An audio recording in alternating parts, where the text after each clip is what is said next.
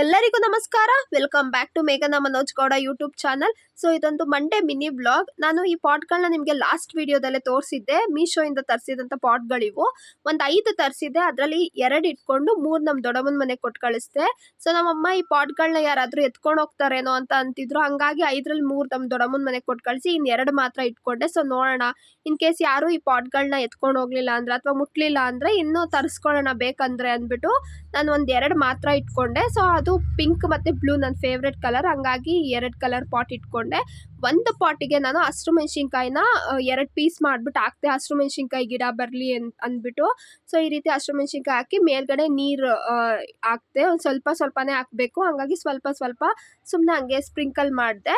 ಅದಾದಮೇಲೆ ಇನ್ನೊಂದು ಪಾಟಿಗೆ ಕೊತ್ತಂಬರಿ ಬೆಳೀಲಿ ಅಂದ್ಬಿಟ್ಟು ಈ ರೀತಿ ಧನ್ಯಾನ ಹಾಕಿದೆ ನಾನು. ಸೊ ಬರುತ್ತೋ ಇಲ್ವೋ ಗೊತ್ತಿಲ್ಲ, ಆದರೆ ನನಗೆ ಇವೆರಡು ಬೆಳಿಬೇಕು ಅಂತ ಇತ್ತು, ಹಂಗಾಗಿ ಇವೆರಡನ್ನ ಹಾಕಿದ್ದೀನಿ ಪಾಟ್ಗೆ. ಸೊ ನೋಡ್ಬೇಕು, ಇನ್ನು 1 ವಾರ ಬಿಟ್ಕೊಂಡು ನೋಡಬೇಕು ಇದೇನು ಗಿಡ ಬರುತ್ತೋ ಇಲ್ವೋ ಅಂತ. ನಾನು ನಿಮಗೂ ಕೂಡ ಅಪ್ಡೇಟ್ ಕೊಡ್ತೀನಿ, 1 ವಾರ ಆದಮೇಲೆ ತೋರಿಸ್ತೀನಿ ನಿಮಗೆ ಬಂದಿದೆಯಾ ಇಲ್ವೋ ಅಂದ್ಬಿಟ್ಟು.